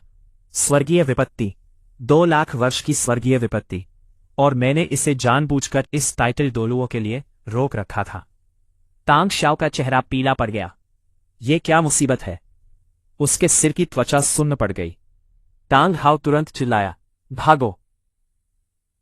अगर स्वर्गीय बिजली ने हमें भी निशाना बना लिया तो खत्म हो जाएंगे। दोनों भाई बिना समय गंवाए प्रकाश की किरण बनकर दूर भागने लगे। उनका स्तर सबसे कम था, इसलिए वे अभी पूरी तरह लक्ष्य नहीं बने थे। ब्लू लिंकांग ने उनकी ओर देखा तक नहीं। उसका असली लक्ष्य कोई और था। उसकी बर्फ जैसी ठंडी आंखें सीधे उस टाइटल डोलुओ पर टिक गईं, जो भय से पागल होकर भागने की कोशिश कर रहा था। ब्लू लिंकांग मुस्कुराया। अब जब आ ही गए हो तो जाना इतना आसान नहीं होगा। क्षण भर में असंख्य बेलें फैल गईं। उन्होंने आसमान में एक विशाल जाल बना दिया। टाइटल डोलुओ के सभी रास्ते बंद हो गए। जैसे जैसे स्वर्गीय बिजली नजदीक आती गई, उसका धैर्य टूट गया। मुझे जाने दो, मैं स्पिरिट हॉल का एल्डर हूं।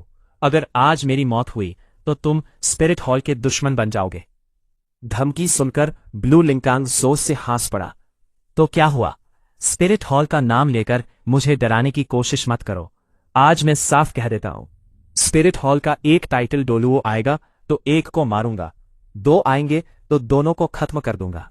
जैसे ही उसके शब्द समाप्त हुए, धड़ाम, लंबे समय से इकट्ठा हो रही 2 लाख वर्ष की रक्तिम स्वर्गीय बिजली आखिरकार गिर पड़ी।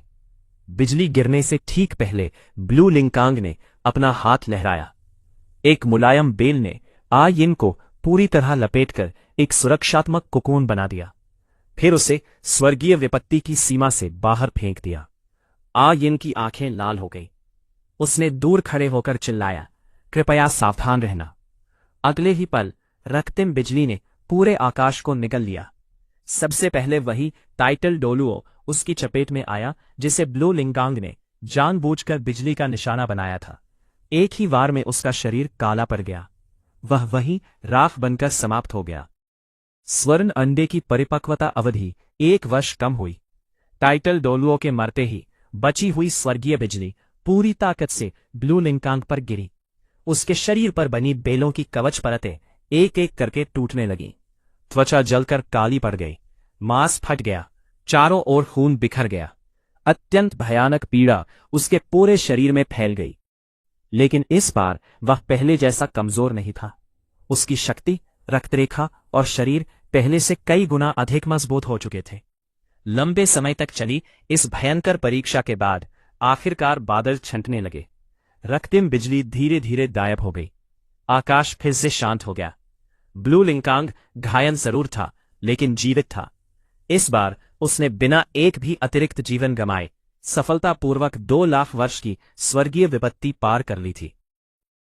बर्फ और अग्नि से शरीर को तपाकर अपनी जीवन शक्ति बढ़ाने के बाद ब्लू लिंकांग की सबसे बड़ी कमजोरी अब उसकी आक्रमण शक्ति थी। हालांकि उसकी जीवित रहने की क्षमता पहले ही बेहद शक्तिशाली हो चुकी थी। स्वर्गीय विपत्ति समाप्त होते ही ब्लू लिंकांग थककर आसमान से नीचे गिर पड़ा। ब्लू लिंकांग आयिन घबराकर उसकी ओर दौड़ी। उसने तुरंत अपना ब्लू सिल्वर क्षेत्र सक्रिय किया और आसपास की ब्लू सिल्वर घासों को नियंत्रित करके उन्हें ब्लू लिंकांग के शरीर पर लपेट दिया ताकि उसकी स्थिति स्थिर हो सके। जब उसने उसके जले हुए काले शरीर को देखा तो उसकी आंखों में चिंता साफ दिखाई दे रही थी। तुम ठीक तो हो? वह उसकी चोटें ठीक करने की कोशिश करने लगी, लेकिन वह अभी केवल एक सोल एंसेस्टर स्तर की साधक थी। उसके पास 2 लाख वर्ष की स्वर्गीय विपत्ति से बने घावों को भरने की क्षमता नहीं थी। ब्लू लिंकांग ने उसका हाथ पकड़ लिया और मुस्कुराकर सिर हिला दिया। मैं ठीक हूं, बस मुझे थोड़ा समय चाहिए, मैं खुद ही ठीक हो जाऊंगा। आयिन ने उसे सहारा देकर बैठाया। फिर उसने चिंता भरे स्वर में पूछा, हमारी पहचान सबके सामने आ चुकी है। जल्द ही बहुत से मानव शक्तिशाली साधक मुझे ढूंढने आएंगे। तुम्हें तांग हाओ और तांग श्याओ को जाने नहीं देना चाहिए था। वे हाओ तियन संप्रदाय से हैं। मेरी जानकारी के अनुसार उनके संप्रदाय में कम से कम 3 टाइटल डोलुओ है और उनका सबसे शक्तिशाली सदस्य उनके दादा एक परम डोलुओ है। हालांकि कुछ वर्ष पहले वो किसी कारण से संप्रदाय छोड़कर चले गए थे और आज जो टाइटल डोलुओ मारा गया वो स्पिरिट हॉल से था। स्पिरिट हॉल के पास तो और भी अधिक टाइटल डोलुओ है। उनके पास भी एक 99 स्तर का परम डोलुओ मौजूद है। ब्लू लिंकांग हंस पड़ा। चिंता मत करो, मैंने पहले ही कहा था, एक आएगा तो एक को मारूंगा, 2 आएंगे तो दोनों को मार दूंगा। मेरी वर्तमान शक्ति लगभग मानव 96 स्तर के टाइटल डोलुओं के बराबर है। और यदि रक्षा, नियंत्रण, पुनर्जीवन तथा क्षेत्रीय क्षमताओं को जोड़ दिया जाए तो 97 स्तर का सुपर डोलुओ भी मेरा मुकाबला नहीं कर पाएगा। ये उसकी अपनी शक्ति का अनुमान था। आखिरकार वो अब एक वास्तविक 2 लाख वर्ष का भयंकर आत्मा जानवर बन चुका था। 10 लाख वर्ष और 20 लाख वर्ष के स्तर के बीच का अंतर आकाश और धरती जैसा होता है। इसी कारण 20 लाख वर्ष के आत्मा जानवरों को फेरोशियस बीस्ट कहा जाता था। उसकी कुल शक्ति अब दामिंग और एयरमिंग दोनों से अधिक थी। इसके अलावा उसके पास विशाल क्षेत्र में निगरानी और नियंत्रण करने की क्षमता भी थी। अब उसे ब्लू सिल्वर क्षेत्र सक्रिय करने की भी आवश्यकता नहीं थी। वो केवल इच्छा से ही एक बड़े इलाके की ब्लू सिल्वर घासों से संपर्क कर सकता था। चलो यहां से निकलते हैं, ब्लू लिंकांग ने कहा। मैं तुम्हें एक जगह ले चलता हूं। वहां मेरी चोटें जल्दी ठीक होंगी और तुम्हारी साधना भी बहुत तेजी से बढ़ेगी। इतना कहकर उसने अपनी बाण आयिन की पतली कमर के चारों ओर रखी। उसे साथ लेकर सूर्यास्त वन की ओर उड़ गया। आयिन का चेहरा हल्का लाल हो गया। उसने अपनी कमर पर उसके हाथ की गर्माहट महसूस की, लेकिन कुछ नहीं बोली। कुछ समय बाद दोनों एक छिपी हुई घाटी में पहुंचे। आयिन ने चारों ओर देखते हुए आश्चर्य से पूछा, यह कैसी जगह है? जमीन पर उतरते ही उसने महसूस किया कि यहां की ऊर्जा सामान्य स्थानों से कहीं अधिक शुद्ध और शक्तिशाली थी। ब्लू लिंकांग मुस्कुराया। यह बर्फ और अग्नि की 2 दिव्य आंखें हैं।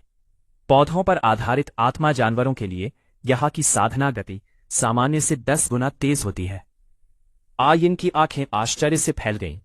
ब्लू लिंकांग ने हंसते हुए कहा, कैसा लगा? मुझे यह स्थान संयोग से मिला था। यदि तुम यहां साधना करो तो अधिकतम 1 वर्ष के भीतर सोल किंग स्तर तक पहुंच सकती हो। आयिन वर्तमान में 44 स्तर की सोल एंसेस्टर थी। रूपांतरित आत्मा जानवरों की जन्मजात आत्मा शक्ति सामान्यतः 10 स्तर होती थी। सामान्य परिस्थितियों में उसे 50 स्तर तक पहुंचने में कम से कम 2 वर्ष लगते, लेकिन बाहर की दुनिया में सर्वोत्तम साधना वातावरण न मिलने के कारण उसे शायद 2.5 वर्ष या उससे भी अधिक समय लग सकता था। आयिन ने उत्साहित होकर पूछा, क्या मैं हमेशा यहां रह सकती हूं? ब्लू लिंकांग ने सिर हिलाया। बिल्कुल, दरअसल आज तुम्हें यहां लाने का मेरा मुख्य उद्देश्य यही था। यह स्थान हमारे जैसे पौधा आधारित आत्मा जानवरों के लिए स्वर्ग है। भविष्य में जब सही समय आएगा तो मैं पूर्वज भूमि के सभी ब्लू सिल्वर किंग्स को भी यहां ले आऊंगा। 10 गुना विकास गति की मदद से मैं चाहता हूं कि वे सभी जल्द से जल्द 1 लाख वर्ष की सीमा तक पहुंच जाएं। यह कहकर वो घाटी के एक शांत कोने की ओर गया। वहां उसने सावधानी से एक दिव्य जड़ी बूटी तोड़ी जो चांदी जैसी चमक बिखेर रही थी। यह वही प्रसिद्ध दिव्य औषधि थी जिसने मूल कहानी में झू झूचिंग को पूरी तरह बदल दिया था, वाटर फेरी जेड मसल बोन। ब्लू लिंकांग उसे लेकर वापस आयिन के पास आया। यह दिव्य औषधि तुम्हारी आत्मा शक्ति को शुद्ध और सघन बनाएगी। इसे लेने के बाद तुम्हारी भविष्य की साधना गति और भी तेज हो जाएगी। आयिन ने दोनों हाथों से वो दिव्य औषधि ग्रहण की। उसके चेहरे पर अविश्वास और खुशी दोनों थे। ब्लू लिंकांग मुस्कुराया। इसे ग्रहण कर लो, इसके बाद 3 महीने के भीतर, शायद उससे भी पहले, तुम सोल किंग बन जाओगे। आयिन की आंखें भावनाओं से भर उठी। उसने धीरे से सिर हिलाया। फिर उसने ऊपर देखा और अपनी साफ सुंदर आंखों से सीधे ब्लू लिंकांग को निहारा। तुम मेरे साथ इतना अच्छा व्यवहार क्यों कर रहे हो? ब्लू लिंकांग हल्के से हंस पड़ा। उसने उससे कभी यह नहीं पूछा था कि उसका 7वां, 8वां या 9वां आत्मा छल्ला कहां से आएगा। आयिन भले ही भीतर से बेहद हैरान थी, लेकिन ब्लू लिंकांग के आत्मविश्वास भरे चेहरे को देखकर उसे लगा कि वो झूठ नहीं बोल रहा। जब आयिन वाटर फेरी जेड बोन ग्रास को अवशोषित कर रही थी, तब ब्लू लिंकांग की नजर फिर से आइस फायर येन यांग वेल पर गई। वो जानता था कि झील की गहराई में आइस ड्रैगन किंग और फायर ड्रैगन किंग की दिव्य हड्डियां दफन हैं। वहां उनकी ड्रैगन आत्माएं और संभवतः ड्रैगन डैन भी मौजूद थे। यदि वो उन्हें निगलकर आत्मसात कर पाता तो केवल उसकी शक्ति ही नहीं बढ़ती, बल्कि उसका रक्तवंश भी एक नई ऊंचाई पर पहुंच जाता। लेकिन फिलहाल वो उन दोनों को छेड़ने की हिम्मत नहीं कर सकता था। आखिर वो अपने जीवन काल में प्रथम श्रेणी के देवता थे। भले ही अब उनका पतन हो चुका हो, उनकी दिव्य आत्मा की शक्ति संभवतः 99वें स्तर के परम डॉलो जितनी होगी, जो वर्तमान ब्लू लिंकांग के लिए बिल्कुल भी मुकाबला करने योग्य नहीं थी। 3 घंटे बाद ध्यान में बैठी आयन ने धीरे धीरे अपनी आंखें खोली। उसने वाटर फेरी जेड बोन ग्रास की विशाल औषधीय शक्ति को पूरी तरह अवशोषित कर लिया था। उसका पूरा शरीर मानो नए सिरे से जन्म ले चुका था। उसकी त्वचा पहले से अधिक चमकदार और सुंदर लग रही थी। मैं 48वें स्तर पर पहुंच गई हूं। आयन ने उत्साहित होकर ब्लू लिंकांग की ओर देखा। उसकी आत्मिक शक्ति एक साथ पूरे 4 स्तर बढ़ चुकी थी। ब्लू लिंकांग मुस्कुराया। यह बहुत अच्छा है। मैं कुछ समय तक यही तुम्हारे साथ रहूंगा। जब तुम्हारी शक्ति 50वें स्तर तक पहुंच जाएगी, तब हम वापस पूर्वज भूमि लौटेंगे। तुम्हारी सामान्य साधना गति के अनुसार एक स्तर बढ़ाने में लगभग 3 से 4 महीने लगते, लेकिन इस खजाने जैसी जगह में शायद केवल 2 महीने या उससे भी कम समय लगेगा। क्या सचमुच ऐसा हो सकता है? आयन ने थोड़ा चिंतित होकर पूछा। अगर हम यहां साधना करते रहे तो क्या तुम्हारे काम में देरी नहीं होगी? और मुझे डर है कि हाउतियन संप्रदाय और स्पिरिट हॉल के लोग पूर्वज भूमि पर हमला कर सकते हैं। ब्लू लिंकांग हल्के से हंसा। चिंता मत करो, मैं अभी भी पूर्वज भूमि के ब्लू सिल्वर किंग से संपर्क कर सकता हूं, और वहां मैंने अपनी एक शक्ति छोड़ रखी है जिसकी आक्रमण और रक्षा क्षमता टाइटल डॉलो स्तर के बराबर है। इसके अलावा उन्हें पूर्वज भूमि का स्थान भी नहीं पता। केवल उसे खोजने में ही उन्हें बहुत समय लग जाएगा। यह सुनकर आयन का मन काफी शांत हो गया। हालांकि ब्लू लिंकांग ने आयन के साथ ice fire yin yang well में रहने का फैसला किया था, लेकिन इसका मतलब यह नहीं था कि वह कुछ नहीं कर रहा था। उसी समय ब्लू सिल्वर पूर्वज भूमि के भीतर ब्लू लिंकांग के जाने से पहले छोड़ी गई विशाल ऊर्जा अचानक सक्रिय हो उठी। वह ऊर्जा धीरे धीरे इकट्ठी होकर एक लंबे हल्के नीले रंग के मानव आकार में बदल गई। यह ब्लू लिंकांग की इच्छा का अवतार था। पास ही पहरा दे रहे ब्लू सेन ने जैसे ही सम्राट की इस छाया को देखा, वह तुरंत सम्मानपूर्वक भूमि पर झुक गया। महाराज, आपकी क्या आज्ञा है? ब्लू लिंकांग की छाया ने शांत स्वर में कहा। मैंने आयन को ढूंढ लिया है और वह इस समय मेरे साथ है, लेकिन उसकी आत्मा जानवर पहचान उजागर हो चुकी है। बहुत संभव है कि जल्द ही मानव टाइटल डॉलो उसका शिकार करने आए। उसकी आंखों में गंभीरता झलक उठी। तुम तुरंत पूरे डॉलो महाद्वीप में फैले सभी ब्लू सिल्वर किंग्स को संदेश भेजो। उन्हें अपने सारे कार्य छोड़कर तुरंत पूर्वज भूमि में एकत्र होने का आदेश दो।